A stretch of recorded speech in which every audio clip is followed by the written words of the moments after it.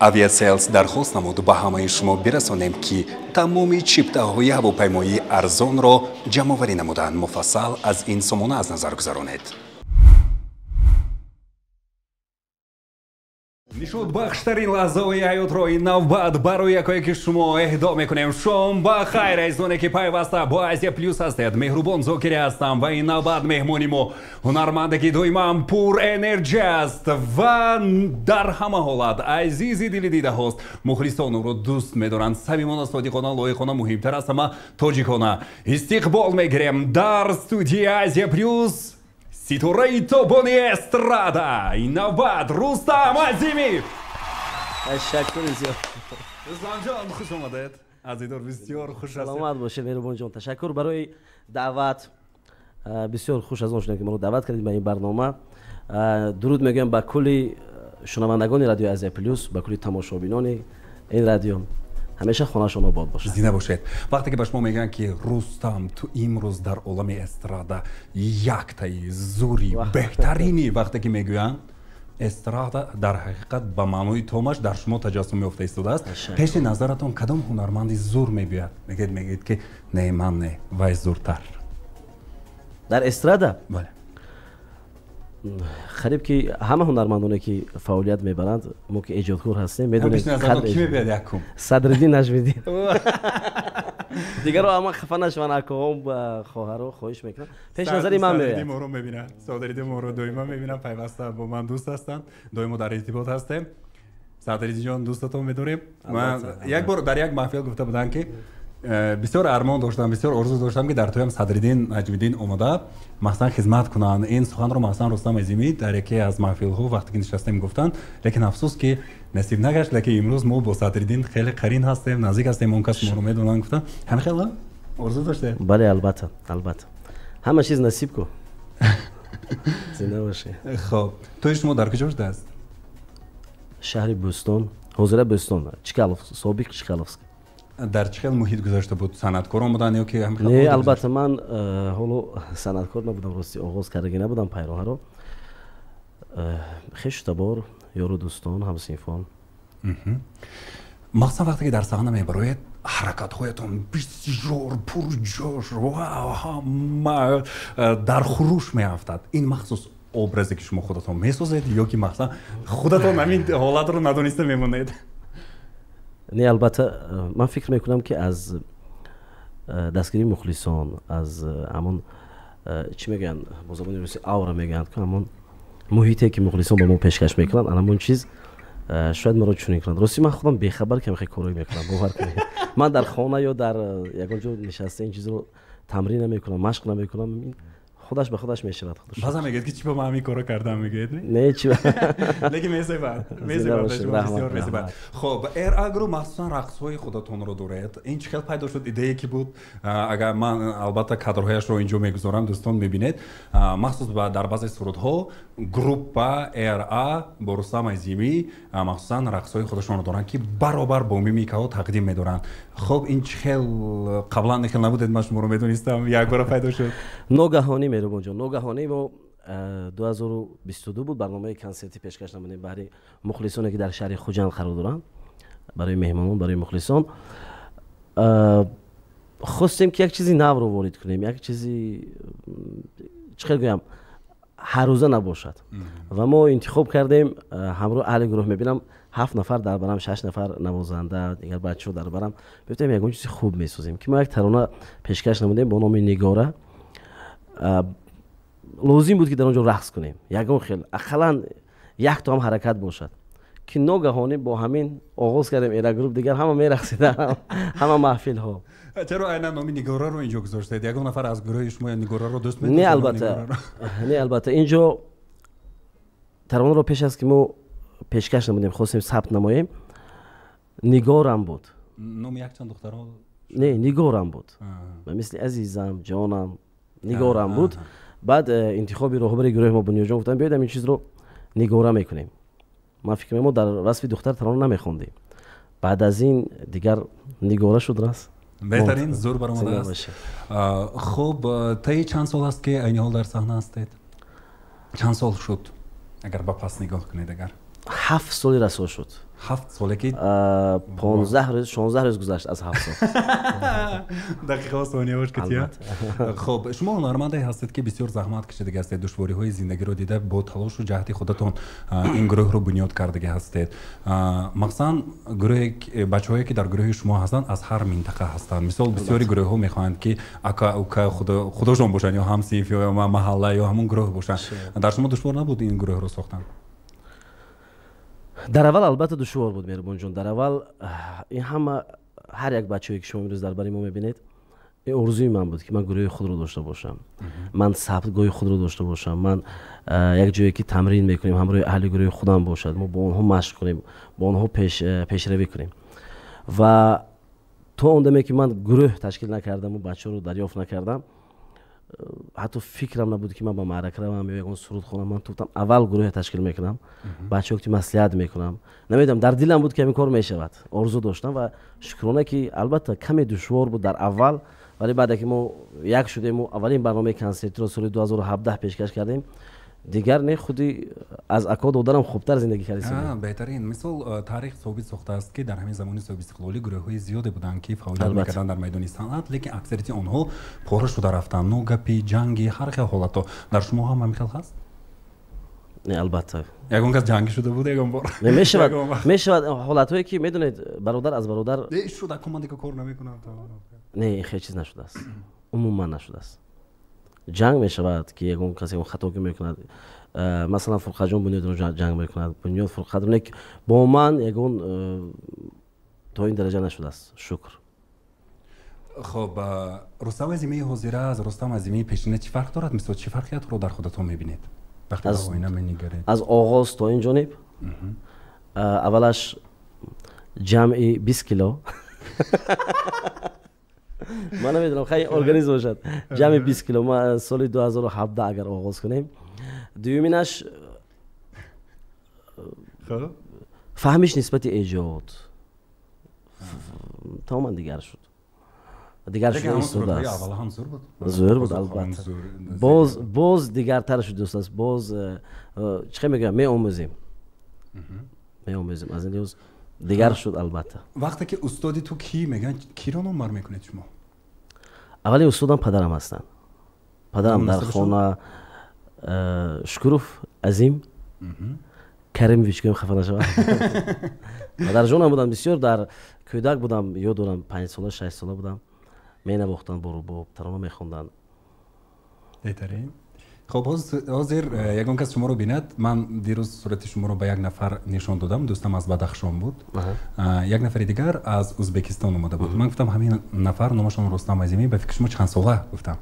گفتم این 22 همین ختم کرده استعداد دانشگاه. گفت نه لیکن حاضر بسیار شنونده ها هم ممکن همین گمان میکنن که این رستم یکی از جوانترین سراینده های ما، لیکن شما صاحب چند فرزند هستید؟ شکر که امروز صاحب 4 فرزند. البته پیش از به فکرم مکتب رو تمام کرده است دست قریب. نه صنفی 4 میخواند، دختر کلانی هم ختم کردیم سال. خردیش حالا 5 سال است 4 سال است. همچون پدر سراینده بیشتر و بیشتر مثال در معرکه و در سفرها هستید، وقت جدا میکنید برای فرزندانتون؟ خیلی دشوار باور کنید، خیلی دشوار.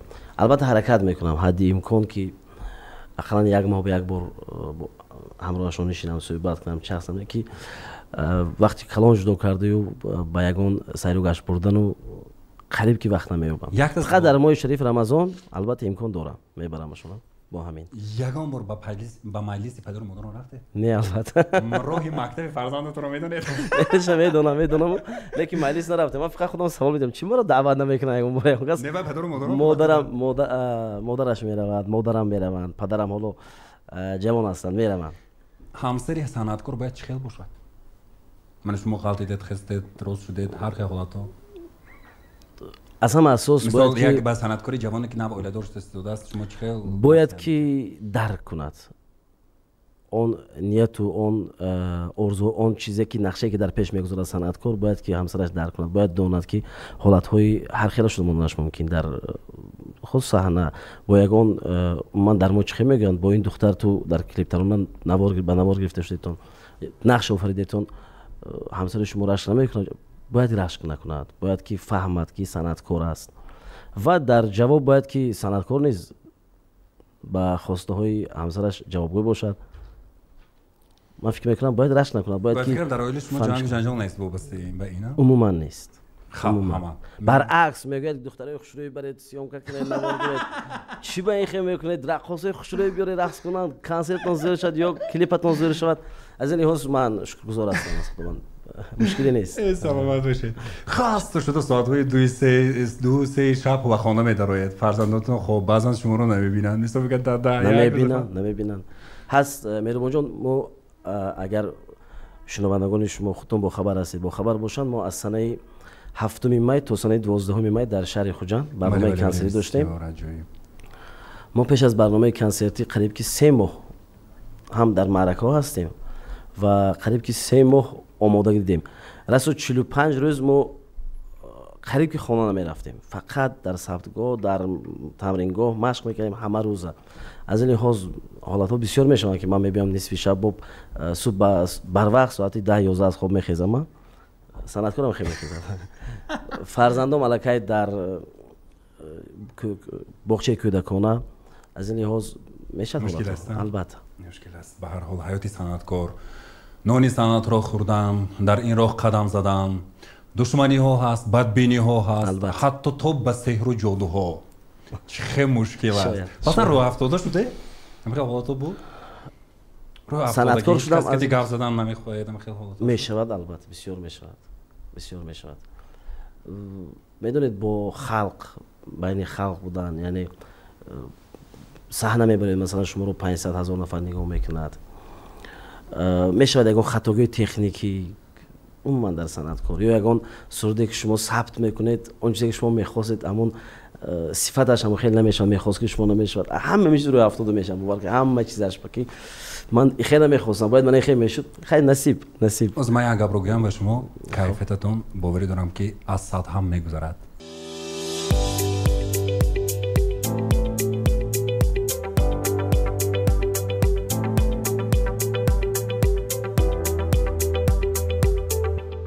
با شبنمی سریا صحبت کردیم، گفتن که من گفتم اپا جان آخرین وقتا من امسال جوانو ایجاد کرده استودن، کی رو گوش کرده استودید، کی کار کرده استوده است به نظر شما، کی استراد رو پیش برده استوده است. خیلی فکر کرده استودم، گفتن اتا رستم هست کو، اتا رستم عظیمی. سلامت باشه. چی خیلی ناز ما همه رو گوش کرده استودم آخرین وقتا بسیار مهنت میکنم، بچه مهنتی است، در حقیقت سبک و اسلوبش هم با استراد موافق، بسیار حواس میکنم، همین رو میبینم. ایجادی وایب تستادن من رو تکان میدهد که من باز یک ایجادی زورتر کنم تستادن. شما خودتون گیرو گوش میکنید. من روسی همین روز گفتیم با همروی بچه اومده استودیم. نچه بسیار صنعتکار کار کرده استودند. من آخرین وقت کار با کارش هست. زور به زور است. زلیخا خیلی خوب کار کرده استودن. اکو ولی جان، اکو جونی بیگ، اپای شبنم، بفکرم به ایست کار کرده استودند. ما بسیار صحنه‌شون احترام میکنم. اپای شبنم باور کنید خیلی صدای شیرین داره. سلامت باشن. زنده باشید. خب از آخرین ترانه ها آغاز میکنیم. رفتیم. ترانه مخصوصی که از رستم عظیمی روی کار اومد با نام یاد کردم. اولی شده در آسیا پلیوس با صدای زنده میشنویم. رفتیم.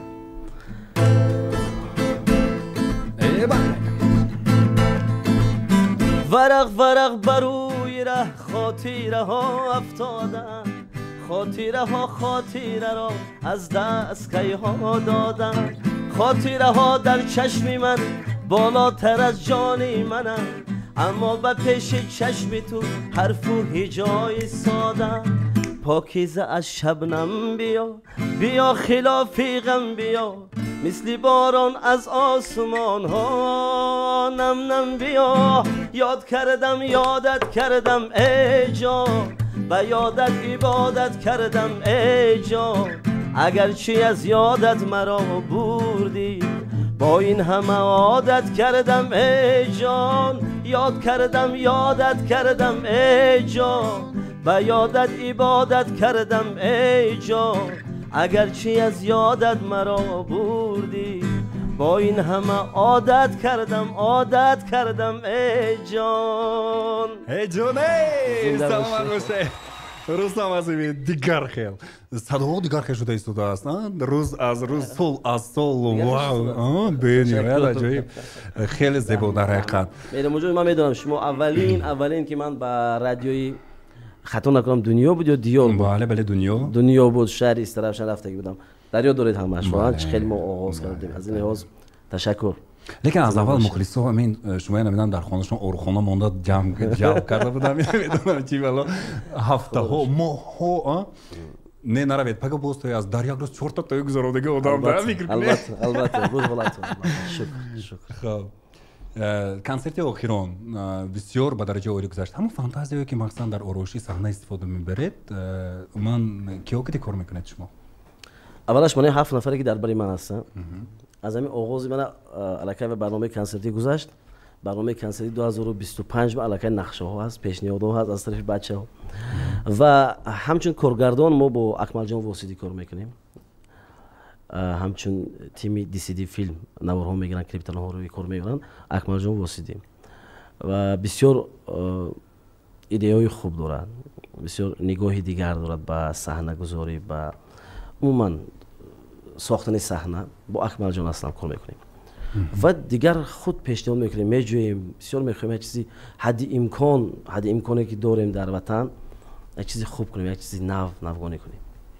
бо кадом шоирон кор карда истодаед? охирон шеърҳои пурдард шуда истодааст. ин фармоиши худи шумо буд ки ҳамеша шеърҳо бошад ё ки ман бисёр меҳрубонҷон бисёр мехоҳам ки шеър бо маънӣ бошад аз ҳама асос.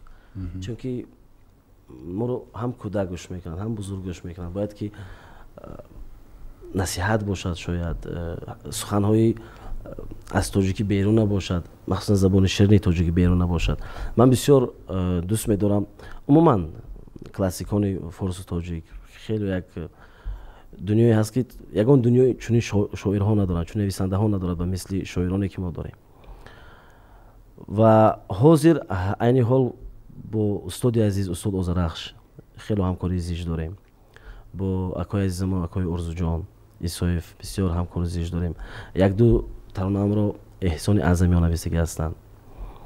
бо Синои Абуалӣ кам-кам ҳамкорӣ карда истодаем. мо аз аввал бо акои Сино оғоз карда будем.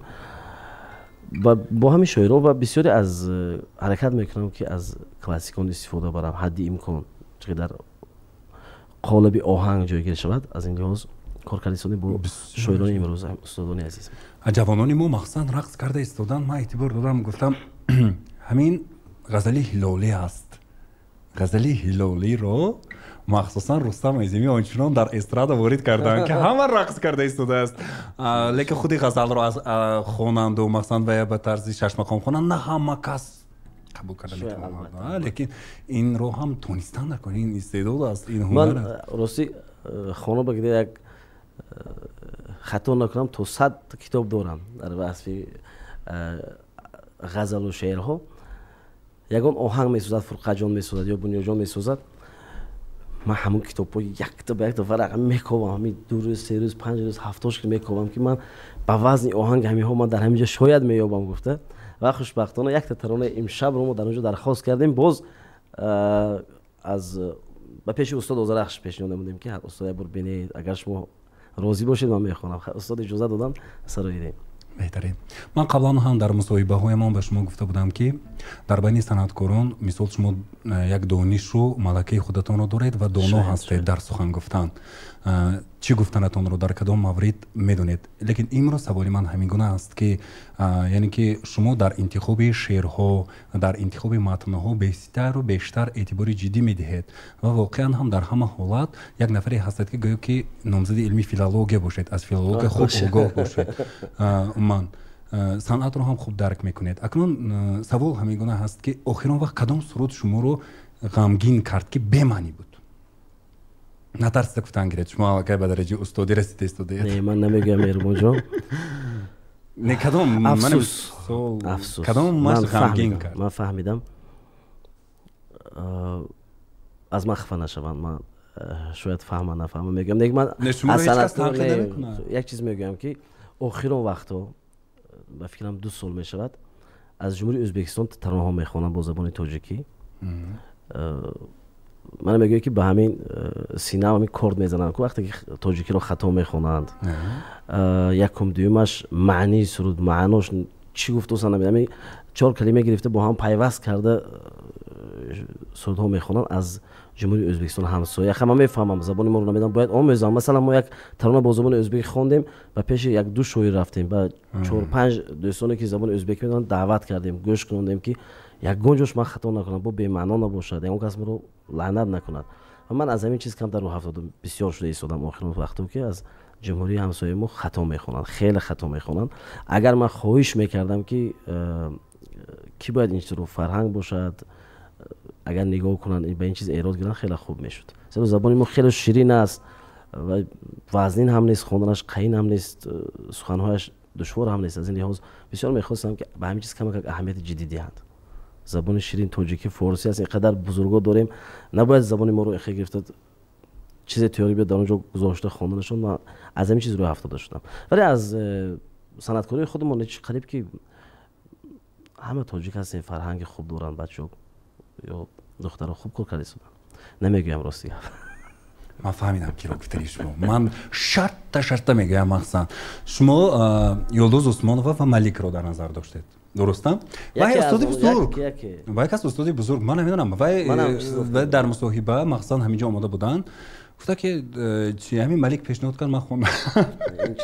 این چیز این باید که بله با شاعران لیکن پیش از این دانید دیگر یلدوز عثمانووا مثلا شعرها از لایق یلدوز عثمانووا من شعرها رو از لایق البته درجه اعلا به خواندگی من یلدوز با گفتی خودشون پریمادون هستن در ازبکستان من بسیار احترام میکنم صنعتی همچون استاد به درجه اعلا میسراین. من از همین جهت که شما رو 70 گفتید من گفتم دلم که نه این چیز همه رو ذکر کرد نه تنها شما قریب که همه رو ذکر کرد مثلا با برآمدن همون سرودهای تاجیکی میدونید یا که آهنگ‌ها زور جذاب جالب است لیکن همین متن ما اکنون متن رو بسیار دوست می‌دارم از این لحاظ رو 70 شدم گفتمش. از این معلوم است که رستم عظیمی برای زبان ملت وطن تمامی وجودش رو نثار میکند. سلامت باشید. بسیار زیبا.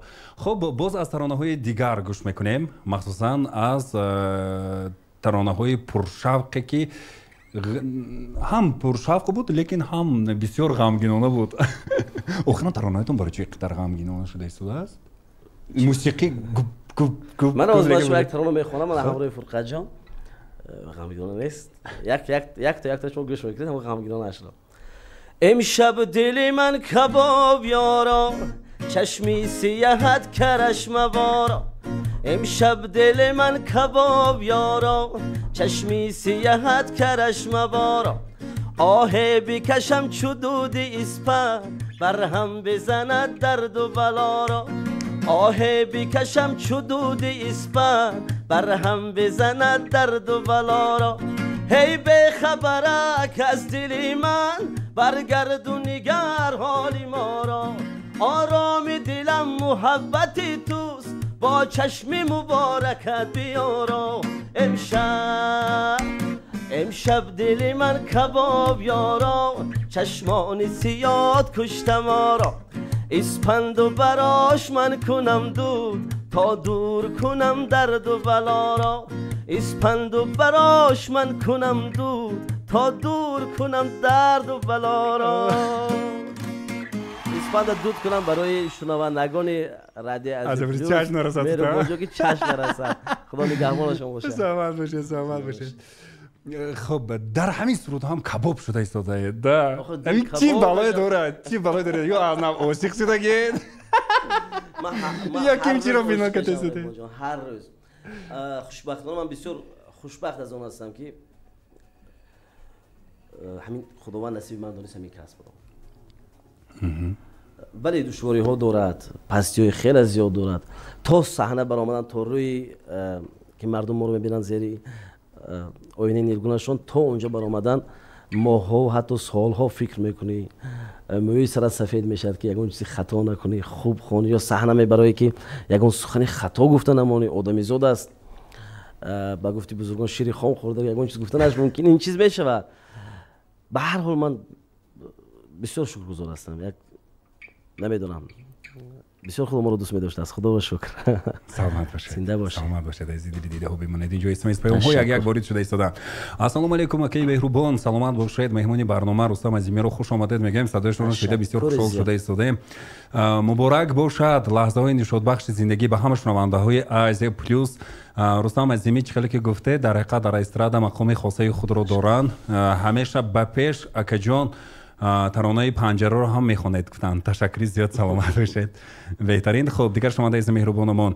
رستم من هم رستم هستم، اون کس عظیمی من هم عظیمی هستم. صدای هر دوتون رو شنیده بسیار خوشحال شدم. مهربان جان، رستم جان سلامت باشید، هیچگاه خسته نباشید. براتون برای موفقیت رو تمنا میکنم. امروز یک دوست دیگری من باز رستم نام دارد و هم جشن زادروز دارد. برای او یک ترانه شخ شود رقص کنیم که تیسده. مبارک باد میگم جشن میلاد. البته مبارک باشد. لحظه زیبا. خب سید ملک نوشتن السلام علیکم اکی رستم جان، به حد دوستان میدارم احترام میکنیم اکی جان سلامت باشید. سرودتون رو دائما گوش میکنیم. از همه تویی که قیمت رفته چند پول بود و در کجا بود گفتند؟ مسئله پول رو گپ نزن. کامیار جان کجا بود؟ کجا بود؟ در روسیه بود، در کجا بود؟ در تاجیکستان بود؟ فدراسیون روسیه بود. نرخش رو البته نمیگویم لیکن به حد قیمت بود نه؟ خیلی زور بود. کورس نمیخواد توی هر روز شدن. نه خدا بشکر، خدا بشکر. من همیشه حرکت میکنم که با زیانم نرسد به همون انسانی که ما رو در تکلیف میکنن. حد امکان رو با راضیگیشان خدمتشون نکنم، راضی باشن از ما. روز یک تا حاجی بابا اومدن پیش ما گفتن که بچه‌م من همه خیلی پول میتم شما بیو فهمیدگی بودن نرخ ما چند سو میستد. همه خیلی پول میتم و نه که من برکش کردم میتم همین از زمین آسمان راضی همه قبول میتم. من باور کنم حتی سخن نکردم. خب حاجی بابا قبول همه شما راضی باشید. فکرم برکه هم شده است. خدا به هزار بار شکر. از این زیاد ناشکر کردن این گناهکاری است. باور کنید خیلی خدا به شکر. سلامت باشید. دیگر شنونده‌هایمون رو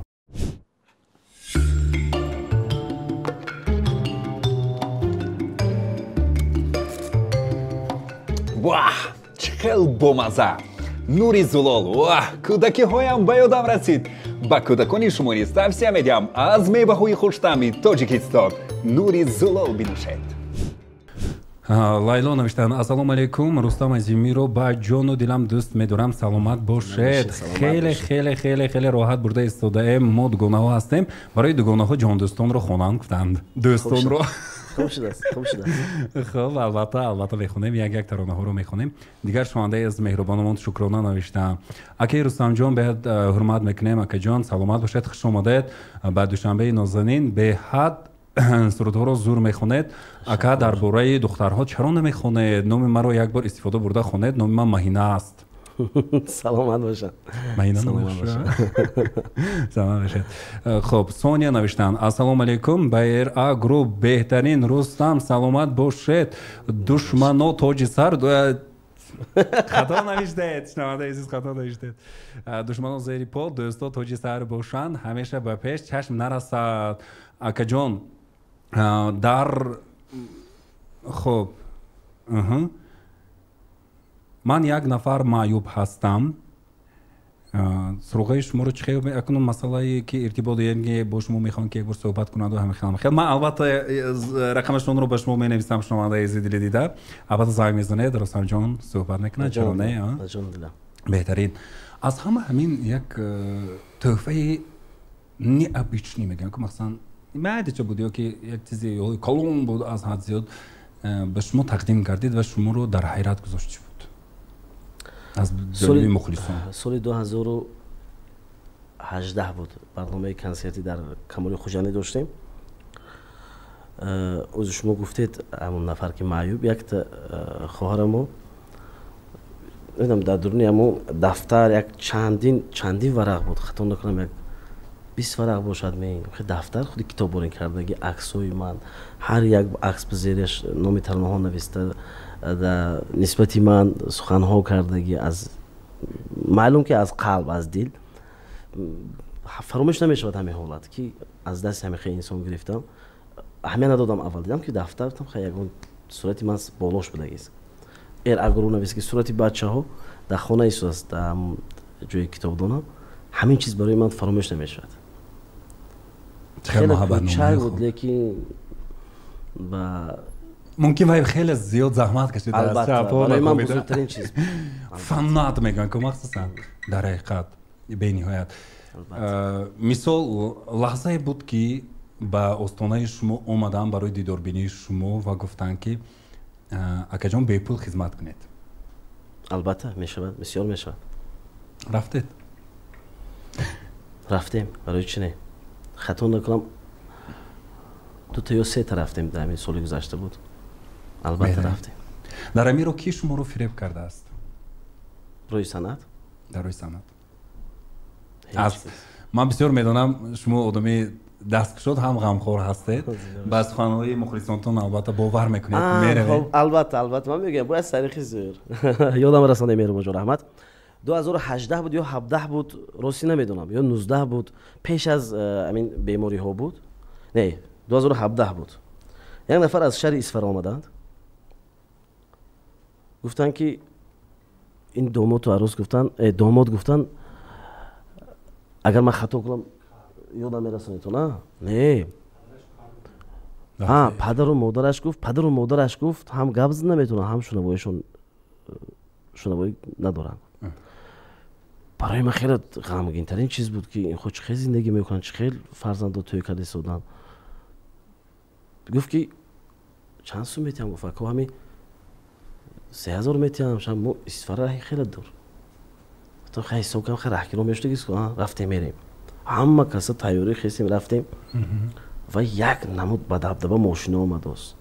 هم موبایل توی میشه آغاز توی بعد از سوردی پدر میبرن گاب میزنن مادر میبرن گاب میزنن ما رو اینقدر حالا ما معرفیش دیگه نبودیم حالا ما رو کم میشناختن.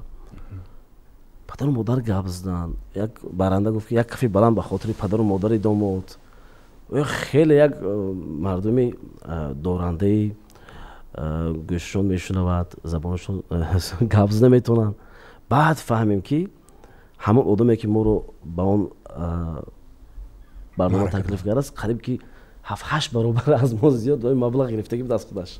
ما همین خیرای فریب کتی برده معرکه ما همین فکر کتی رفتیم با اون برنامه با اون محفل برای سبو. البته و بعد از این با فکرم نشد از حالا یکم بوده که کش نشود. این خیلی یک چیزی با فکرم لازم از فریب کردن که این چیز عیان است. یک بار همین حالت شدگی بود در همون مرکز شهر اصفهان کار شدگی بود دیگر نشد از میرم اونجا همه چیز نشد. نه در همون لحظه چه خودتون رو احساس کردید؟ من مثلا اهل گروه نشستگی واه از همه بدترینش که مثلا پدر عروس یا پدر داماد یا پدر مادر داماد نزدیما نمیگویند تشکر نمیگویند هیچ کس کارش نیست. ما میگیم چه یک رفتیم اومدیم خلاص وای آدم یافته نمیتونیم آدمی که ما رو تکلیف کردگی خلاص هم خیلی فریب موندیم خیلی مؤسسه خلق خدمتشون کردیم با روزگارشون. به هر حال چنین میشود چنین تاریخ هم میشوند در راه. صنعتکار بسیار دلش نازک میشود ایزونی دیده صنعتکار رو نرنجونید صنعت بسم الله کتی سر میشود. فکر میکنم که هر یک صنعتکار وقتی که برای صحنه برآمده ایستاده است بسم الله الرحمن الرحیم گفته میبراید آغاز میکنه. باور کنید در حقیقت هم صنعتکاران رو حرمت کنید. اینها نعمت هستند. نعمتی که مثل حضرت رستم عظیمی رو خداوند برای مردم تاجیک عطا کرد ایزانی دلی دیدم. شکر از رحمت. به قدرشون باید رسیم. به قدرشون رسیم. دل سرد نشوند یگانبار. خب اینجور شمانده از مهربان شمانده رادیو آزیا پلیوس اهلی دین از شهر اصفهان میشنوند این لحظه. رستم عظیمی آوازتون خسته نباشد. مخلصانتون هستیم. نوگانی ها رو منتظر میمونیم. سلامت باشید. با پیش گفتن تشکر زیاد سلامت باشید. شهرت شاه نوشتن السلام علیکم اکا جان. برایتان برار میخواهم بسیار حواس میکنم میخوام شاگرد شما باشم. گفتن شاگرد گرفته ایستاده چه خیلی شد؟ من خودم رو شاگرد نه مجا گفتید؟ بسیاری ها به شما حاضر پیروی کرده استان جوانان میخوان که شکر این نیز ما رو وادار میکند که چیزهای خوب ایجاد کنیم باز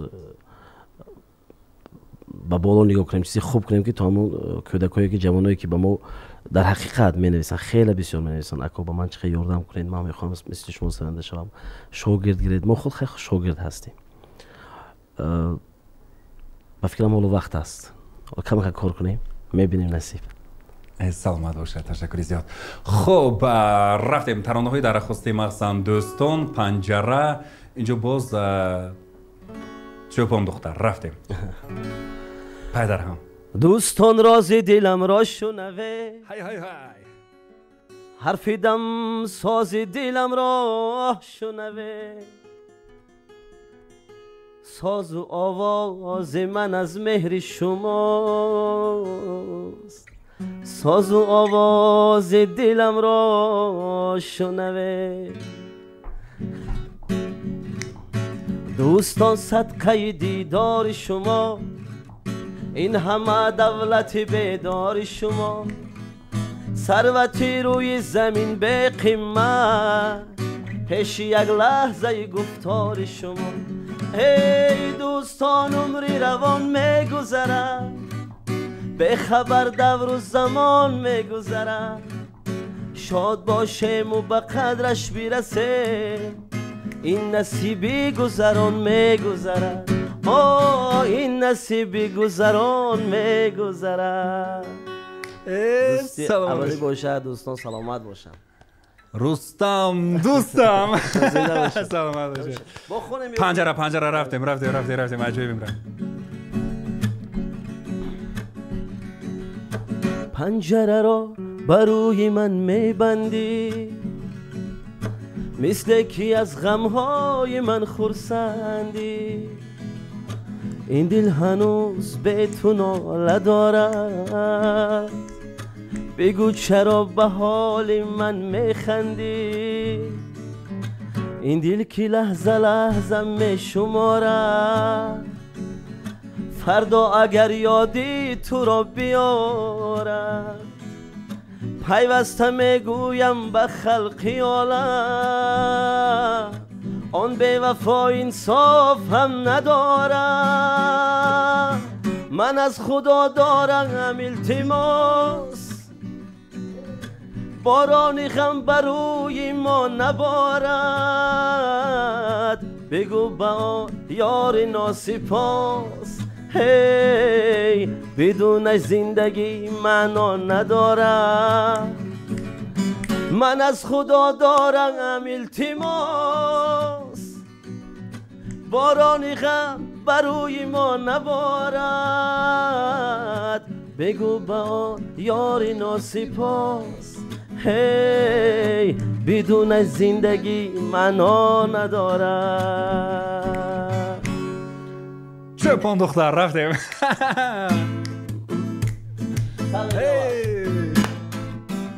بیا کبک خیرامان بیا آفتی دارم بیا دختری چوبان برقصا بیا کبک خیرامان بیا آفتی دوران بیا دختر چوپان برقصا بیا کبک خیرامان بیا آفتی دوران بیا دختر چوپان برقصا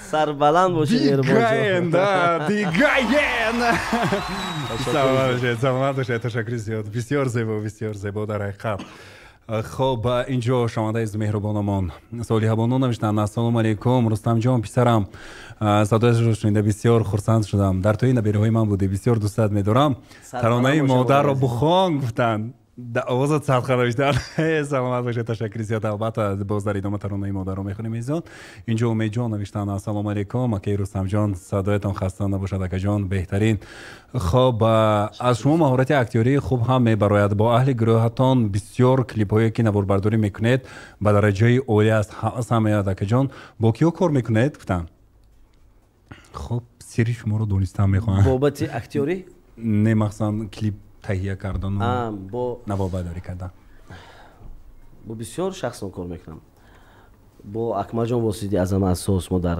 شهر خوجنگ قرار داریم با اکمل جان کار میکنیم و این سال با اکرام علی از شهر تاشکند همکاری کردیم یک 2 سال پیش با رؤوف جان همکاری کردیم جمهوری ازبکستان با بسیار کاری شدیم یک نفری دیگر رو من برایتان شنونده‌های عزیز این لحظه معرفی میکنم امروز باز یک نفری با استعداد اکتور актёри бо маҳорат, актёри беҳтарин Рустам Азимӣ дар студии Азия Плюс қарор дорад.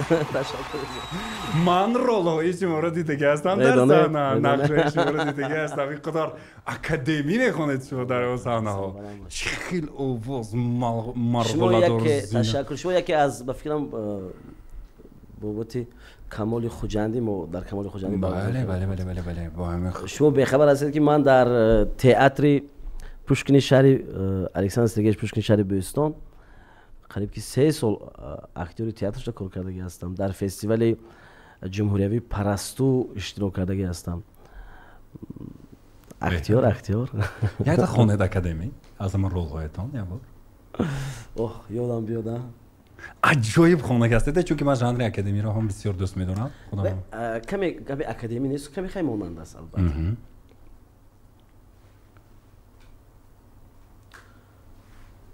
دل مقیمی کوی جانان است و ما اینجا غریب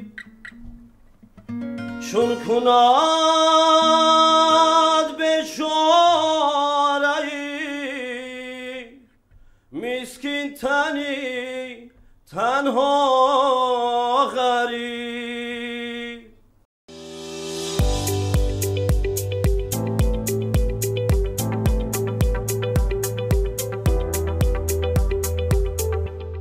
андеша карда дар виганавай светон нигоҳ карда.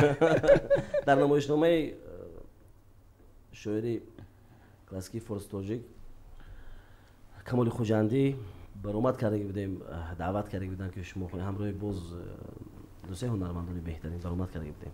буд ҳолатҳо ба дараҷаи олӣ. Ба як мард 40 ҳунар кам гуфтагӣ ҳаста. албатта ягон ҳунаре ҳаст ки шумо пинҳон медоред, лекин метонед. гӯям ҳамаша актёрию сароянда буданатонро медонем, сухандон буданатонро ҳам медонем. Ба ғайр аз ҳамин шумо ҳатто ровӣ ҳам буда метавонед. Мисол агар ровӣ набошад дар тӯй, ровӣ зур ҳам буда метавонед. Шоу кардам. шояд ҳатто ягон бор чӣ накардам меҳрубонҷон, ровигӣ накардаму, лекин аз ба гуфти шумо кам аст, барои як мард 40 ҳунар кам аст. ман аз 2008 то 2013 то 2016 мо дар Федератсияи Русия кор мекардем. 4 соли аввал ёрдам мекардам ба устоҳо ва 4 соли охар 3 та хона сохтам. Умуман якта хона 2 ошонага, якта ҳар сеаш 2 ошонага буд. иморат аз аввал то охираша. мефаҳмед? албатта. шумо соза мегонта? бо ҳамон обтарозу тамоми чиз албатта. аҳсан. ташаккур. хизмати ватан монда кардаги ҳастед? ва аскарӣ рафтаги ҳастед? не, албатта. соле ки ман дар Федератсияи Русия кор мекардам, хеле як ҳолатҳои душворӣ буд дар зиндагӣ, аммо ман дар Федератсияи Русия қарор доштам. то ман омадаму донишгоҳи кӯҳи металлургии шаҳри Бӯстонро хат намудам. аллакай сину сол, аллакай фарзандом 2 та фарзандор шудаги будам. аллакай не ки як бор нашуд ки моро дар чӣ мегӯянд ҳамон коргарои дошта бурда бошанд, комиссарияти ҳарбӣ. комиссарияти ҳарбӣ дошта бурдагӣ бошанд. ане худатон шумо ҳар рӯз дар хизмати ватан ку, дар хизмати мардум будан худаш ин болотарин аст. бародаронам хизмат карданд, якташон худо хайр. ана охир шумо пинҳон кардед дар донишгоҳи кӯҳи металлургӣ барои чӣ хондед шумо? дар кадом ихтисос хондед? корҳои зеризаминӣ, канданҳои маъданӣ. ман хатм кардам, соҳиби диплом. мо 5 солаша хатм кардем, 4 бакалавраш не. корҳои зеризаминӣ. шумо файласу ҳастед. медонед ҳамин дар Рустам Азимӣ як қалам ручка тиедагар мақсад як варақу қаламро тиед шеър менависам. дӯстон, шеър менависам, як шеър менависам ки дар ҳайрат меафтед, намегӯед ки ҳамин Рустам Азимӣ навиштаги аст. оҳанг эҷод мекунанд, мақсад месароянд, сухан мегӯянд. ин ҳар якташ истеъдод аст. хуб барои чӣ сабаб чӣ ки хата доно ҳастед? ман умуман худро доно ҳис намекунам. мисол ман як ҳамсинифатонро пурсидам, гуфт ки як хулиган бача буд. шоғ бача буд. фақат ҳар рӯз дарсим як кора сар мекардем. чунин ҳолатҳо набудам. ман хеле бачи чӣ гӯям тарбияи хуб гирифтагӣ будам. умуман аз ҳама бачи хаб дар синф будам, меомӯхтам, бисёр мехондам. لیکن از همه بدترین درسی که میدیدم درس خیمیا بود، فقط میگریختم. درس خیمیا که متماتیک قدر نزدم. برای ممکن گفته که من خودم فقط سوال میدم سینوس و کوسینوس در چی در کار میگفتم، فقط ما در کار نمیدیم، ما آینده حافظ میشم، ما چی در کار گفتم میگریختم راست دیگه. یا کسی دیگر میگه که دوره میفه سوالسی برای چی در کار میگه نه البته در حقیقت نانی سنت رو خوردن دشوار، بسیار دندانهای آهنین در کار میگویند، تاب آوردن بسیار دشوار میگویند. شما دشواری هایش را در چی دیدید؟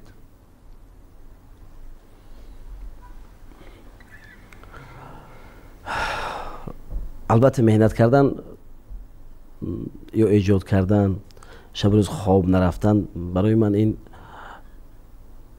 برای کسب من این دشوار نیست. این دشواری صنعتو چی نمیگن، لیکن قریب که هر روز در خانه نیستید، همیشه در سفر، در راه، نیمی عمری صنعتکار میگن در راه میگذرد، همیشه روز کمی وزن نمیکنه. خدمت کردن و ایجاد کردن یک کیفیت دیگر دارد. خسته میشوید، بعد از آن شما برآمد میکنید، مردم با کفک به شما رو پیشواز میگیرند، احترام میکنند یا در صحیفه‌های اجتماعی مینویسند، الکی که موندگیاتو میبرد. لیکن که در همین راه بسیار سفرها، مثلا بس سمالیات، من اینقدر دوست میدارم سمالیات نشستن رو، فقط تا هم رفتنش همین چشمم پشت یگون چیز گوش کرده خواب، یگون چیز خونده میرم که تست تمام شده، این سمالیات 4 ساعت 3 ساعت گذرد. از این لحاظ من فکر میکنم همین چیزش دشوار است. از پدر مادر دور بسیار شکرگزار البته، لیکن همین چیز برای من دشواری، لیکن خدمت کردن و ایجاد کردن دشواری ندارد. البته دندان سنگین در کار، خیلی اینجا سخن‌ها بسیار است و نمی‌سال به ایوزی این همه شهرت و بالای صحنه بودنتون و سرود خواندنتون و خلق کفکبی کرده، عزت و احترام که در محفل‌های بزرگ بردنشون، با بدلش مثال شما چی رو انتظار میشوید در آینده؟ مخصوصا با بدل این همه کارهایی که شما کرده ایستادید، آینده چیزی انتظار میشوید؟ من مثال یک تا ورزشکار مدالی طلا میبرد با تاجیکستان، او رو ما کف میکوبیم و یعنی ابروی تاجیکستان رو برداشت. لیکن صنعتکار چیکار کرده ایستاده است؟ بلکه شما چی فایده شما رسیده ایستاده است؟ در چی میبینید این رو؟ من میدونم که همچون شنونده اگر گویم سرودی که با معنا باشد و سرودی که آهنگ خوب داشته باشد، روحیه انسان رو بریده میکند، آدم رو آرام میکند. اگر غمگین باشد از غمگینی آزاد میکند، کمی دلش رو گرم میکند.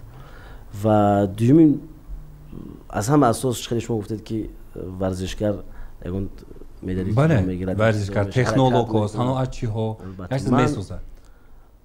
من تنها محبتی مردم باشد از همه اساس. اگر من درست فهمیده باشم سوال شما رو، محبتی مردم برای من همه نمودی دیپلم و همه نمودی همون گردنبندهای طلا همین محبتی مردم است. و مردم چی داده ایستاده فکر میکنید؟ من خیلی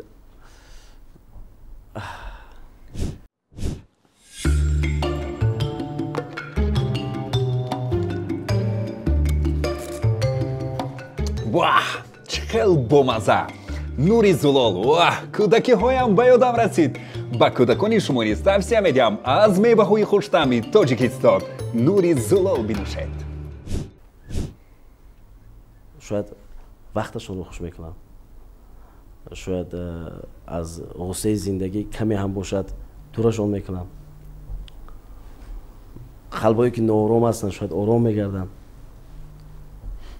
من همین سخنی شما رو اثبات میسازم پیش شنونده ها، چون یک نفر گفتن که من خوب کردم آنها بودم، بیماری سخت داشتم، دشوار بود برای من به زندگی با چشم رنگین نگریستم.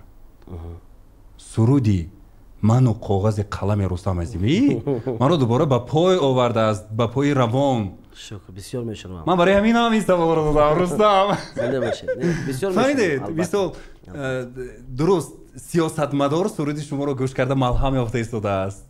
البته وقتی که سرودی مادری شما رو گوش میکند، یک غریب یا سرودایی که درباره غریب، مثلا درباره عشق، عشقی یک سوختن‌های پختن‌های هست که این شو نمیتونم کردم خیلی ما به نظر عادی میگیریم که این عشق آدم را تو به خودکشی ها میبرد این بسیار دشوار است این به پسیکولوژی انسان این رقم یک پرابلم رقم یک حساب میشه مسئله عشق و عاشقی برای همین هم فکر میکنم که شما مانند همون شفاکارانی هستید که به سوزن به دارو به کورچه به تخچه همه جراحی کرده استادید روزی هستید البته من در آینده کسی سوال حتما چنین جواب میگم سلامت باشید تشکر زیاد نه همه گفتم من برای همین فرستادم من گفتم انا خدمت صنعتکار نزد خلق و ملتش البته انا خدمت صنعتکار برای بالا بردن فرهنگ و صنعتکار همه خیلی انسان که وای در تاریخ میموند خو مثلا ما بسیاری ها بخیلی میکنم مثلا من هم میگم که وای چی نباشد رستم عظیمی در کدام حالت نباشه وای در تاریخ ما رستم بود زمان ایجاد کرد میخوام حالا خیلی وقت است خدا نصیب کند حالا شاید نرسیدیم تا اون درجه لیکن حرکت کردیم کار مهنت برای معظم اساس ایجاد نو یک چیزی نو کرده مردم رو با گفتی شما تبابت کردن دیگر همش میشه سلامت باشید زنده باشید سرودی مادر برای مادر عزیزمون دلم خواهد رود بر کوی مادر وجودم پر شود از بوی مادر تمام روی دنیا را بگشتم ندیدم روی خوش چون روی مادر ندیدم روی خوش چون روی مادر الهی مادران سلامت باشن همیشه سلامت باشن دستی دعاشون هیچگاه از سر فرزندان دور نباشن سلامت باشید شما هم با بخت مادرتان دائما در امان باشید رستم جانی عزیز دل دیده همیشه خوشبختی های زندگی نصیبتان بگردد و اون مادری که شما رو تربیت کرده است اینقدر خوش سخن هستید پیش از ما بوتینی پاک دارید برای شما احسان میگم سلامت باشید و پدر با مادری شما اینجا اس ام اس پیام ها رو میخونیم فرخ جان نوشتن السلام علیکم اکی رستم جان باور کنید کیف کرده استادیم اکی جان سلامت باشید درد رو نبینید براتون دائما پیشروی میخوام بهترین گروه را دارید گفتن سلامت باشید اینجا زیاویدی نوشتن السلام علیکم رستم عظیمی امروز در استراد توجیک مقام موقع خودش رو دارد برایش احسان برار میخوایم کسی بخیلی میکند از ندانستنش و استعداد نداشتنش میکند گفتن تشکر زیاد سلامت باشید خب صبحیدی نوشتن السلام علیکم اکی رستم جان سلامت باشید به حد حرمت تو میکنیم اکی جان سلامت باشید برایتون پیشروی ها رو میخوایم اکی جان شما خودتون ماشین میرونید عین حال تمغه ماشین شما چی هست گفتن ببینید مخلصات اوگجو میپرسن سلامت باشید ماشین دارد چیکار دارد خورا دارد چیکار است تمغه‌اش لکسوس است میرونم برای چی نه آرزو میکرد که باز اینجا بلندترش باشه یا میشه تمام میشد خدا خواهد نه همینش خوب نغز است بهتری نه اولی ماشینتون چی بود مرسدس بود مرسدس بهترین زور خب نرگس خان نوشتن السلام علیکم اکا جان رستم عظیمی را بسیار دیده خرسند شدیم در برنامه پرواز سلامت باشید مهربان جان برای دعوت کردنتان این هنرمند رو به حد سخت دوست می‌دارم با دوگانه ها نشسته ایم این سرودهای تویانه شخ خونه ما رقص کنیم بودن تشکر زیاد سلامت باشید البته جسور بیگ نوشتن اکی رستم جان سلامت باشید اکا جان ما شما رو به مهمانی دعوت میکنیم البته با کلوبی بوستون بیاید شما رو دوست می‌داریم گفتن تشکر زیاد سلامت باشید بیت‌های کلوبی هم زور می‌خوانید گفتن سلامت باشید تشکر زیاد عبدالرؤوف نوشتن السلام علیکم از فدراسیون روسیه سلام برافت است تشکر زیاد به همه هموطنان زمان رستم جان رو به حد دوست می‌داریم محفل رو در حقیقت الله ش میبرورد نوشتن تشکر زیاد سلامت باشید خب میستر نوشتن سلام اکی رستم من هم هنرمند هستم هرچند کوشش میکنم که مانند شما ایجاد کنم مانند شما هم کوشش میکنم که ایجاد کنم لیکن ایجاد هم کردم لیکن مرا خلق نشناخته ایستاده است چیکار کنم اکا جان گفتم سوال ببینید چی بوده نامشونه میستر سلامت باشند دادر عزیز سلامت باشید من فکر میکنم که یک ایجاد کردن این علاقه به شما موافقت نمیبیارد باید که در حرکت باشه در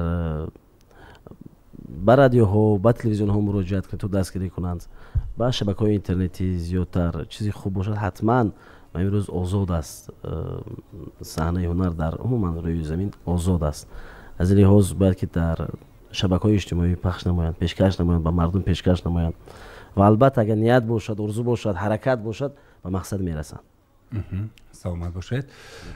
акай меҳрубон, ассалому алайкум. дар як барномаатон тамошо кардам, санъаткоронро арӯзпоз гуфтед. хоб Рустам Азимӣ ҳам чунин аст, фикри худатонро гӯед гуфтан? не, Рустам Азимӣ ганда бачаи нағз гӯед шумо. беҳад бачаи нағз, беҳад бачаи нағз. мисол ҳамин ман дидига ҳастам, мисол духтаракҳо дар тӯй ҳам омада сурат мегиранд, дар консертҳо, дар кӯчаҳо махсусан омада сурат мегиранд. хоҳарам гуфта ҳамашонро ҳурмат мекунам. акнун халқ ҳамехел бовар карда истоданд, не Рустамро ҳамехел намешиносанд ки мисол ба духтарҳо бо чашми бад нигоҳ бикунад ё ки мисол фикру андешааш дигаргуна бошад. Рустам оилаи худашро дӯст медорад, 4 фарзандро падараш аст ва дуюм зан гирифтан намехоҳад. умуман чи барои чи лозим нест. заман бошед, зинда бошед. хайр чӣ мегӯянд, мисол ҳама ҷиҳата иҷозат кун махсан. медонед меҳрубонҷон, ман рост мегӯям, то вақти зоне ки фарзанддор шудам хеле бачагӣ аст, давраи донишгоҳӣ, донишҷӯӣ, давраҳои мактабӣ ҳолатҳо мешавад, дӯст медорӣ инашро 1-2 моҳ 3 моҳ бо дигарашро дӯст медорӣ. намедонам ишқи кӯдакӣ мегӯям, бачагӣ мегӯям ё ҷавонӣ мегӯям, намедонам рости гап. вақти зоне ки ман аввалин фарзандам духтарча шуд, дуюмаш духтарча шуд, дар пеши чашмам калон шуда истодан, ракаи синфи 4 калонеш, оҳиста оҳиста инсон ба сари марде ки шояд дарк мекунад зиндагиро фикр мебояд ки набояд хатокорӣ кард. бисёр зиндагӣ чархи гардон аст. бисёр ҷоби олӣ. Садриддин навиштанд: ассалому алайкум, акаҷон саломат бошед. Рустам Азимӣ беҳтарин сарояндае ки ман шинохтам. Саломат бошед. акаҷон, ман суруди ҷондӯстонатонро бениҳоят дӯст медорам. ҳар шабу ҳар рӯз мумкин миллион бор гӯш кунам, мумкин то имрӯз миллиард бор гӯш карда бошам. Саломат бошед. барои эҷоди чунин сурудҳо, ҳамин хел сурудҳо бисёр шавад, акаҷон гуфтанд. ҳаракат мекунем, албатта. оишабоно гуфтанд: ассалому алайкум, ман бо Рустам Азимӣ суҳбат кардагӣ ҳастам. беҳад инсони хоксор, меҳрубон, бо ҳамагон якрӯҳ ҳастам. бароишон барор муваффақият мехоҳем. Саломат бошед, акаҷон гуфтанд. хоб, Илёсчон навиштанд: ассалому алайкум, чаро имрӯзҳо Рустам Азимӣ дар тӯйҳо қиммат аст? гуфтанд. ба ин савол бояд Комёр ҷавоб диҳад ё шумо? Комёр худаш нархро муайян мекунад ё шумо? саломат бошад. ман барои чӣ қиммат? мисол ҳақиқат пештар, мисол мумкин нисбатан арзонтар буде. шояд, албатта, чунки пештар он танҳое ки эҷод мекардем шояд аз ҷиҳати омода сохтанаш арзон буд. клиптарнаҳое ки мо рӯи кор меовардем шояд аз ҷиҳати омода карданаш арзон буд. имрӯз хеле қимат шуд ки тамоми корҳое ки мо карда меистем, омода сохтани суруд, навиштани як тарона, шояд мардум бехабар бошанд. ҳозир ҳатто шеърро низ мо мехарем, агар лозим мешад мо ҳатман мехарем. як клип тарона кардан, ман фикр мекунам ҳар як чиз бо қимати худаш қадр дорад. ман фикр намекунам ки қимат аст бовар кунед. ман хай хизматашонро мекунам, биёян албатта бо розигишон хизмат мекунам, ҳеҷ фикр накунам. саломат бошед. яъне ман аминро гуфтанӣ ҳастам ки дӯстон издидили дида Рустам Азимӣ ки имрӯз дар дараҷае расидан ки бояд ки аз рӯи сифат кор кунанд, сурудҳои беҳтарин ва аз ҷиҳати мисол ҳам мусиқии замони муосир мувофиқ ба стандартҳои байналмилалӣ бошад ва ҳамчунин матнҳои хуб бошад ва ҳамчунин клипи зӯр бошад, беҳтарин бошад. албатта ки маблағ зиёд ки сарф шуд, боз зиёд рафта мегирад ва инро фикр мекунам ки баъзе мухлисонатон мумкин камтар азоб кашанд. мухлис ҳастанд, сахт мухлис ҳастанд. хизмат мекунем, чӣ бане? саломат бошед, саломат бошед. Сабурҷон навиштад: ассалому алайкум, акаҷон, саломат бошед. ман дар ҳамин имиҷи шумо ҳам қоил ҳастам. дар ҳамин охирон консерте ки баргузор кардед, ҳар як сторис, ҳар як кортонро дида рафтам. дар имиҷи шумо кӣ кор мекунад? махсусан либосҳоро аз куҷо интихоб кардед ё кӣ дӯхт ё аз куҷо харидед? ташаккури зиёд. интихоби чӣ тавр дӯхтани либосо худам интихоб кардам, ҳамроҳи Комирҷон, бачаҳо ки маслиҳат кардем. лекин дӯхташро дар шаҳри Тошканд یک کمپانی با نام فریدون فرهاد جانک همونجا کار میکنن همون کس دوختن رو انتخابی دیزاینش ما خود انتخاب کردیم. مثلا این رو میبینید من حوزه از یک برنامه کنسرتی اومدم. من بسیار خوشم که در همه شیمو کاستوم میپوشیم همیشه با گالستون گفتم که یک چیز باشد که یک نشانی تاجیکانه داشته باشد ملی. من همین چیزی میبینید در برای من از روز انتخابی خود ما است. خب بهترین سلامت باشد. خب عبدوجان نوشتن السلام علیکم اکی رستم جان سلامت باشد. بعضی ترانه‌هایتون رو میبینیم با لباسی ملی مخصوصا برآمد کردید. در بعضی کلیپ هایتون مخصوصا با لباس‌های سال‌های 70 80 60 70 80 برآمد کردید. این ایده چه خیلی پیدا شد در شما گفتن؟ همه ایده‌های ما ناگهانی پیدا میشه. مثلا همین 70 80 گفتید کامرجا اومد گفت که همین خیلی کنیمی و ما همکسا در اومدیم در شبکه اینترنتی 3 سال پیش بودن 2021 22 آغازش بود بیایم میکنیم گفتیم بعد با همین آغاز شد. سرود دوستان رو کردیم و اول سرود دوستان رو با چنین لباس چون که در آنجا دوستان سرجم میشوند در آخر کلیپ ترانه در اولش ما نقش میفهمیم در آخرش حاضر زمان پدرای ما نشسته با یک در حقیقت هنرمندا همشون پدرای خود ما بودن در همون سری میز می نشینن آش میخورن. آخر کلیپ ترانه اگر دقت کرده باشید ما خواستیم که اگر حاضر 2022 باشد از همین برمیگردونیم چند سال میشه مثلا 20 سال 25 سال و با همین چیز ما سال 80 رو انتخاب کردیم. خواستید که به پدرها هم یک جوانیشون رو به یادشون بیاریم. خود رو جوانی پدرها نشان دادیم و در آخر کلیپ ترانه ما پدرها رو دعوت کردیم برای سرود دوستان. آنها در یک میز نشسته با هم خوراک خوردن آش خوردن و این مقصد ما بود که همون جوانی پدرها رو نشان دهیم. با همین چیز آغاز شد.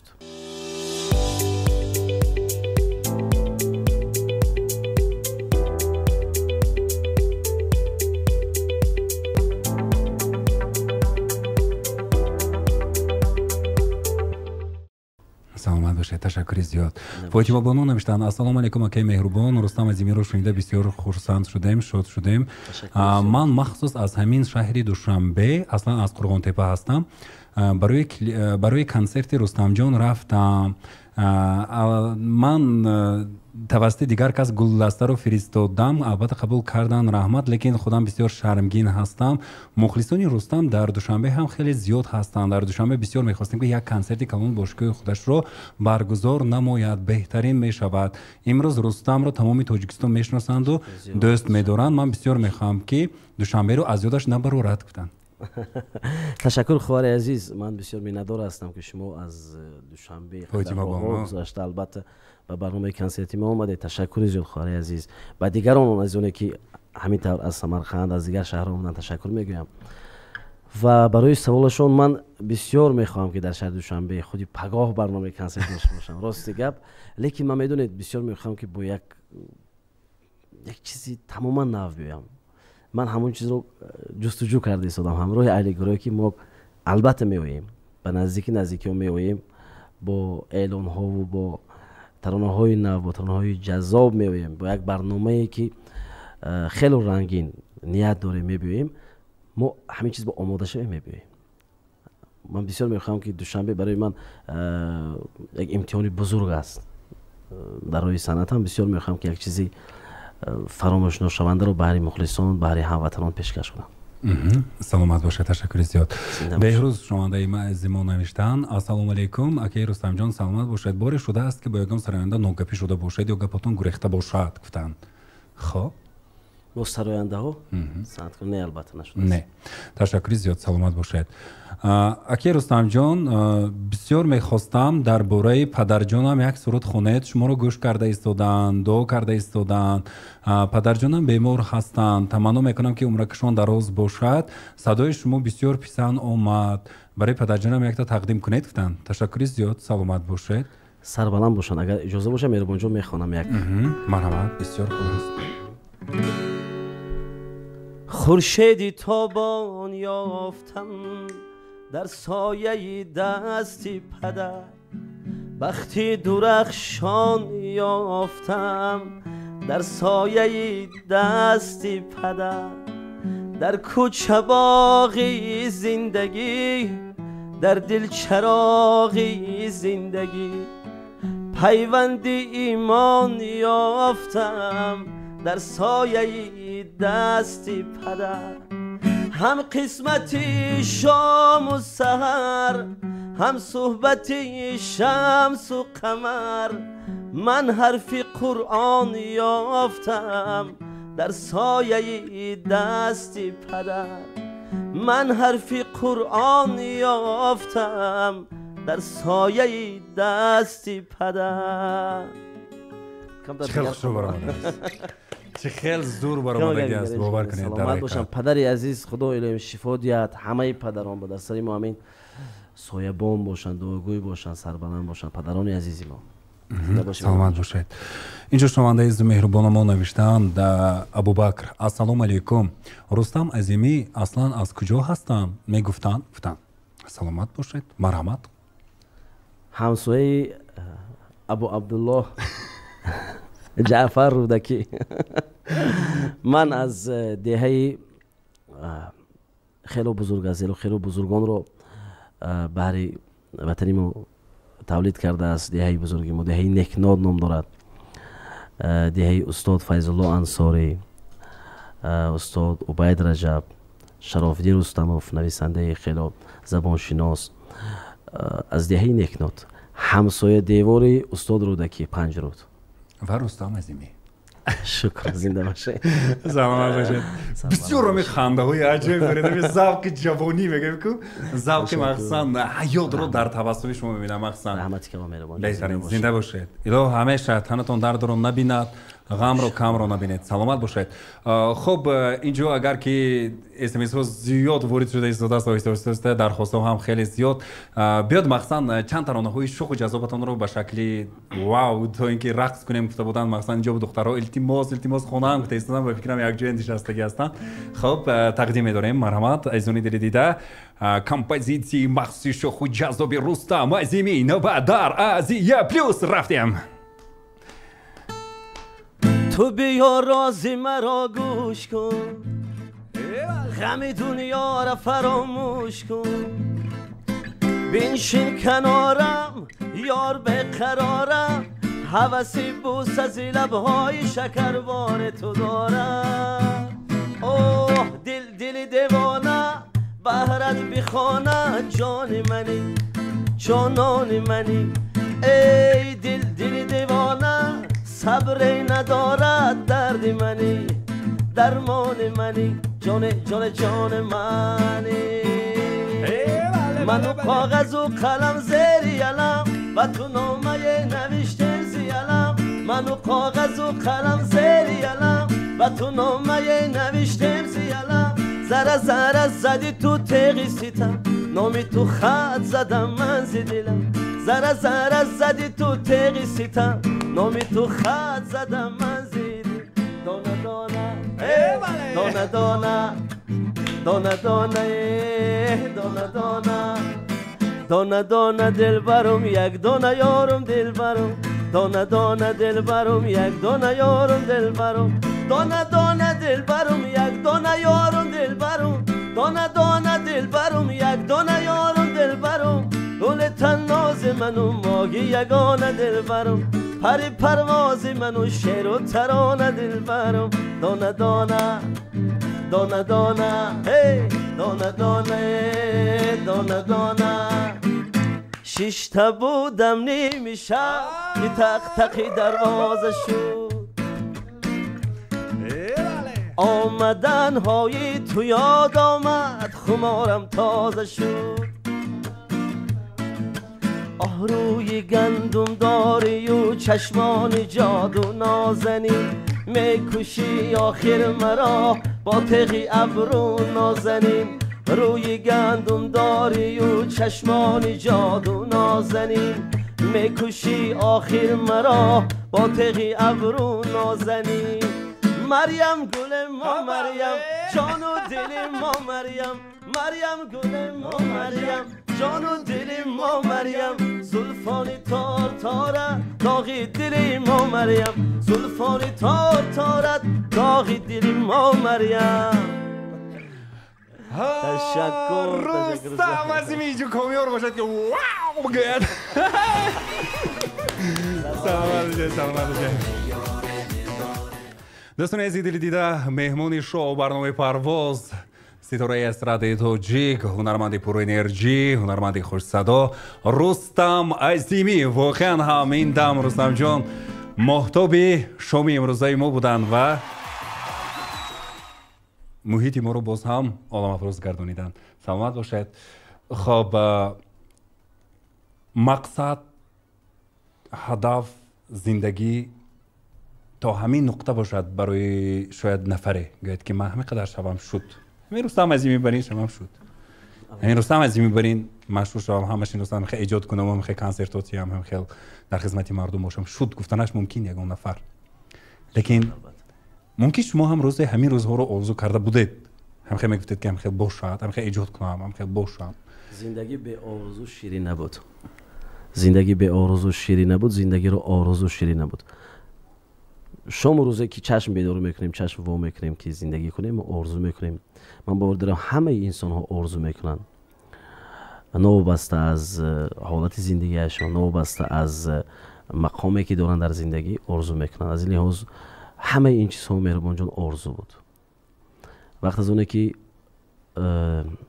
سالهایی که ما در فدراسیون روسیه آخران سال 2016 بود همراه فرقت جان کار میکردیم در یک روسیه همیشه دولت است که خیلی زمین های هموار دارد کوه ندارد. جایی که ما من بودیم کوهش نیست دراز بود درخت های بلند. من از دوری میستم میگفتم میدونی فرقت جان چی من میخوام که همیشه برم صحنه با همیشه مگر دنیای من که خلق داد زد برابری من یکون سرود خونم خلق برابری من سرایت من سر تا پا می ندارستم از یکی عزیزانی که ما رو قدر میکنن هموطنان عزیزی که ما رو قدر میکنن. من سپاسمندم اولا به خداوند کریم به پدر و مادر عزیزم برای دعاهایشان به تمام پدران مادرانی که دعا میکنن همیشه شب روز باور کنید در همین اس ام اس ها در کجایی که رقم های مرا میابند یا در طریق شبکه‌های اجتماعی دعا میکنن من میندار هستم. من امروز همون چیزی که در همون بیابانی که فدراسیون روسیه بود و کار میکردیم آرزو میکردیم فرقت جان بعد از کنسرت آمد من گفت مردم برابر ما میخوندن مریم میخوندن شهلا ترانه رو زمزمه میکردن برابر ما آمد چشمش پر از آب افتیدی. امروز همون نیتی که ما تو داشتیم دم خیلی بودم خیلی داد زمین میخوندم که مردم که ما خواند چه خیلی بود است گفت آرزو برسیدن عجایب بود حالت. و من البته من تمنا میکنم با تمام شخصان با تمام اون عزیزانی که نوبست از سین و سال نیت دارن نیتی پاک دارن نیتی همین سالم باشد من باوری دارم به هدف میرسم. امروز اکو مقصد کلانتون چی است؟ بسیار میخوام که خیلی با شما دلم رو گویم با زبان تاجیکی نیست دنیا گوش کنن سرودهای ما سرودهایی که ما ایجاد میکنیم تاجیکان چخیلی که امروز ما انگلیسی رو گوش میکنیم فرانسوزی گوش میکنیم اسپانی گوش میکنیم روسی گوش میکنیم ازبکی گوش میکنیم مثلا خیلی ازبک با ما نزدیکتر است. من بسیار میخوام که ملتش امریکایی باشد یا انگلیس باشد یا اسپان باشد یا که از ریم باشد از یونان باشد تاجیکی رو نیز گوش کند. من بسیار میخوام همین چیز رو بسیار میخوام باور کنید و نیت دارم آرزو دارم که شاید روزی رسد که من به هدف خودم نیز رسم به این هدف رسم خدا کند با دعای تمام شنوندگان و هموطنانی که ما رو میبینن البته همین نیت رو دارم. بهترین میتوانید این سخنهای شما دلالت از آن است که به هدف وطن دوست هستید به هدف رو انتخاب کرده خود برای قربان شدن هم روزی هستید. سلامت باشید. یک چیز میگم مهربان جان در آخر نسبت دوست داشتنی وطن من همچون مادر دوست میدارم وطن را. در فدراسیون روسیه آخرام گفتم که من استاد بودم خیلی مبلغ کلان کار میکردم لیکن من نتوانستم که من باید وطن روم من باید خدمت خلق وطن باید سرورنده شوم. از این لحاظ بسیار دوست میدارم. من شکر میکنم از آبادی وطن از آرامی وطن از همه اساس مردم توی میکنن مردم به کنسرت ها میرون مردم رقص میکنن شادی میکنن در بسیار گوشه های دنیا امروز بسیار آرزو میکنن که به مثل ما وطن داشته باشن و تشکر میگم به سرور وطنی عزیزمان و پیشوای ملت محترم جناب علی امام رحمان که برای ما جوانان چنین حالت‌های چون دستگیری بزرگ است از طرف پیشوای ملت البته دوست می‌دارم وطن را. زنده باشید. سلام باشید. تبسم ها، مهر، محبتی این وطن شما رو ترک نزدای ما آنها لخشه هایی که در قلبتان هزای ما دوفروزان باشد. اکا جان کیف کردیم. اکا جان سلامت باشه. تنها یوسف مقصد نوشتن بهترین باور کنید این گناهش رو اکنون دیدم. سلامت باشید. محمد جان نوشتن انا این خیلی صنعت هم بوده است کو نوشتن تشکری زیاد. سلامت باشید.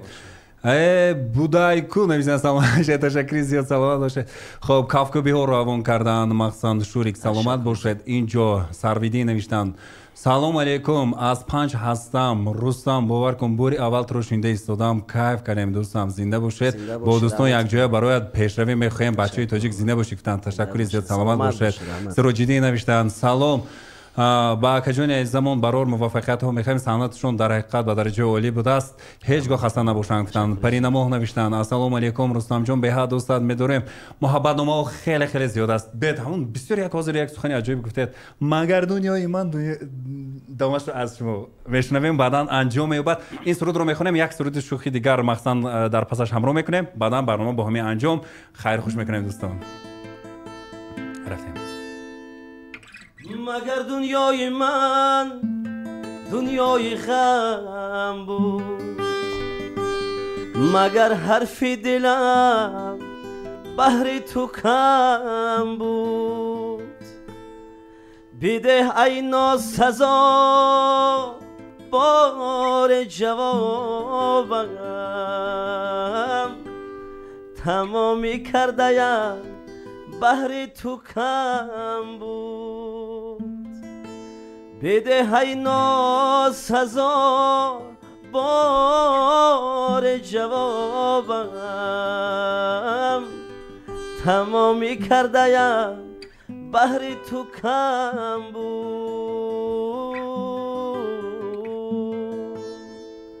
وای از برای خدا به من بگو به وفا وای از برای خدا به من بگو به وفا بعد 1001 شب چرا تو گشتی جدا بعد 1001 شب آه چرا تو گشتی جدا هیچگاه جدایی نباشد سلام باشید عشق باشد مهر باشد و دائما صدای شعله‌ور و شراربار رستم عظیمی در هر خاندان تاجیک والای بالا باشد دوستان بار دیگر خاطر رسانی میکنیم که مهمانی شو برنامه امروزی ما بودن یکی از هنرمندانی که پیش از همه به معنای تومش انسانی خوب و یک گروهی را تشکیل کرده ایستادن که نه تنها زندگی خود و من قریب 7 نفر هستیدم 7 نفر 8 نفر غیر از صحنه البته قریب 10 نفر رو مخصوصا توسط این گروه زندگیش رو پیش برده ایستادن و محبت خلق در دلشون هست که خلق به آنها محبت دارد و پیوسته در ایجاد هستند با نوگانی ها واو رو دوی ما آفریده ایستادن کنسرت ها کلیپ ها سرود ها